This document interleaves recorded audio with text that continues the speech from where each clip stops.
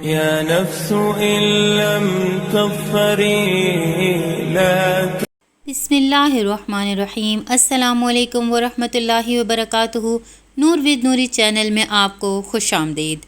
محترم ناظرین، کوئی ایسا وظیفہ جس سے آمدن میں اضافہ ہو جائے، انکمنگ زیادہ ہو جائے، مشکلات ختم ہو جائیں، رزق میں اضافہ ہو جائے، حالات بدل جائیں، وظیفہ مسنون بھی ہو، آسان بھی ہو، آزمودہ مجرب بھی ہو، بالکل ایسا وظیفہ موجود ہے۔ آج کی اس ویڈیو میں آپ کے لیے میں ایک ایسا وظیفہ لے کر حاضر ہوئی ہوں جو کہ یہ تمام باتیں اس کے اوپر پوری اترتی ہیں۔ وظیفہ شروع کرنے سے پہلے اگر آپ ہمارے چینل پر نیو ہیں تو ہمارے چینل کو ضرور سبسکرائب کریں، بیل نوٹیفیکیشن کو آن کریں تاکہ ہر نئی آنے والی ویڈیو آپ تک پہنچ سکے۔ امام ابن قیم رحمہ اللہ تعالیٰ فرماتے ہیں کہ اس وظیفے سے زیادہ کسی وظیفے میں میں نے ایسی تاثیر نہیں دیکھی جو مشکلیں حل کر دے، حالات کو بدل کر رکھ دے، جس سے رزق میں فراوانی ہو جائے۔ یہاں تک کہ امام ابن قیم رحمہ اللہ فرماتے ہیں کہ بڑے سے بڑے جابروں اور ظالموں کا سامنا کرنے میں بھی یہ وظیفہ مفید ہے، اور بڑے سے بڑے باعروف شخصیات اور بادشاہوں کے سامنے جانے میں بھی یہ وظیفہ بڑا کارآمد ہے، اور یہ وظیفہ اتنا تاثیر رکھتا ہے، کتنا آزمودہ ہے، یہ بھی سن لیجئے کہ پیارے پیغمبر صلی اللہ تعالیٰ علیہ وسلم کے عہد مبارک کی بات ہے۔ حضرت عوف بن مالک رضی اللہ تعالیٰ عنہ پیارے پیغمبر کی خدمت میں حاضر ہوئے۔ امام شوکانی نے عفت القدیر میں اور دیگر کئی کتب میں یہ واقعہ ذکر ہے کہ حضرت عوف بن مالک رضی اللہ تعالیٰ عنہ عرض گزار ہوئے کہ اے رسول اکرم صلی اللہ علیہ وسلم، میرا نوجوان بیٹا، میرا لخت جگر مخالفین، کیونکہ جنگ کے حالات تھے اور اس طرح کی کیفیت تھی تو میرے بیٹے کو اغوا کر کے لے گئے ہیں۔ میرا دل تڑپتا ہے بیٹے کی یاد میں، بیٹے کی جدائی میں۔ میرا نوجوان بیٹا نہ جانے کس حال میں ہوگا، اور دوسری طرف گھر کی حالت یہ ہے کہ فاقہ کشی ہے، غربت ہے، نہ کھانے کو کچھ ہے، نہ ہی بیٹا گھر میں ہے۔ اس طرح کی مشکل اور کٹھن حالات ہیں۔ پیارے پیغمبر صلی اللہ علیہ وسلم نے 3 نصیحتیں فرمائی کہ تقوی اختیار کرو، اللہ سے ڈرو اور اللہ کو یاد کرو۔ دوسرا فرمایا کہ صبر کرو، اور تیسرا فرمایا کہ یہ وظیفہ جو آج آپ کی خدمت میں پیش کیا جائے گا یہ پڑھو۔ ایک اور روایت یہ بھی ہے کہ صحابی کی بیگم کے لیے بھی یہ تجویز فرمایا کہ پیارے حبیب صلی اللہ علیہ وسلم نے فرمایا کہ اسے کہو کہ یہ وظیفہ بھی کرے۔ وظیفہ کیا ہے؟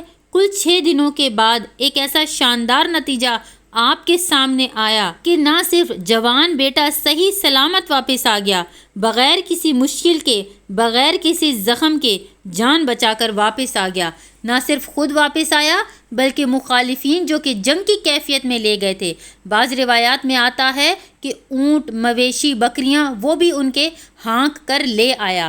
اب باوجود یہ کہ مفلسی تھی، اور اس کے باوجود حضرت عوف بن مالک حضور اکرم صلی اللہ علیہ وسلم کی بارگاہ میں حاضر ہوئے اور عرض گزار ہوئے کہ اللہ پاک نے بہت بڑا کرم کیا اور وظیفے نے کمال کر دیا کہ بیٹا تو آ ہی گیا، 7 مویشی بھی لے آیا ہے، اب ان کا کیا کرنا ہے؟ کیونکہ حلال اور حرام کے بارے میں بہت ہی کانشیس لوگ تھے اور پوچھنا ضروری سمجھتے تھے۔ نبی اکرم صلی اللہ علیہ وسلم نے فرمایا چونکہ یہ غنیمت کا مال ہے تو آپ جیسے چاہو خرچ کر سکتے ہو۔ اب دوسرے واقعے کی طرف چلتے ہیں۔ ڈاکٹر محمد حماد لکھوی رحمۃ اللہ فرماتے ہیں کہ والد گرامی دنیا سے بے نیاز، اللہ کے ولی، صاحب تقوی بزرگ تھے۔ ان کی ساری زندگی تبلیغ اسلام اور ذکر اذکار میں گزر گئی۔ ان پر ایک وقت ایسا آیا چونکہ وہ اسلام کی تبلیغ کے لیے دور دور تک جاتے تھے اور کئی دن گزر جاتے تھے، ہفتے گزر جاتے تھے، کیونکہ تبلیغ دین کے ساتھ گھر کا روزگار بھی چلانا ہوتا ہے۔ تو کہتے ہیں کہ ایک دن میں سوچتا رہا میرے ذہن میں یہ وظیفہ آیا، اور پیارے نبی صلی اللہ علیہ وسلم کا فرمان بھی یاد آیا کہ یہ جنت کے خزانوں میں سے خزانہ ہے، اور جس کے پاس جنت کا خزانہ ہو اسے کسی قسم کی حاجت کی ضرورت نہیں رہتی۔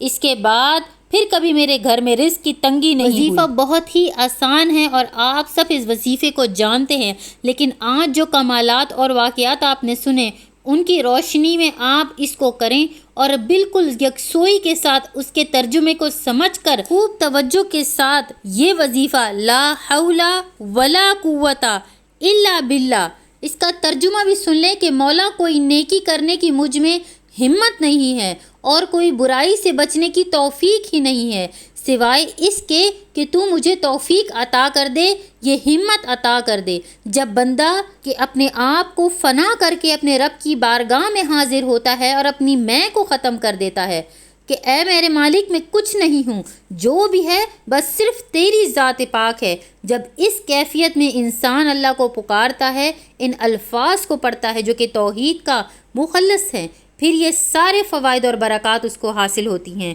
اس کو اپنا وظیفہ بنا لیجئے، وظیفہ معمولات بنا لیجئے، زندگی کا حصہ بنا لیجئے، اس کو پڑھیں، اپنے بچوں سے بھی پڑھوائیں، اپنے گھر والوں سے پڑھوائیں، پھر دیکھیں آپ کے حالات کس طرح بدلتے ہیں اور آپ کی زندگی کیسا یو ٹرن لیتی ہے۔ اس ویڈیو کو ضرور شیئر کیجیے گا۔ جزاک اللہ خیرہ۔ السلام علیکم ورحمۃ اللہ۔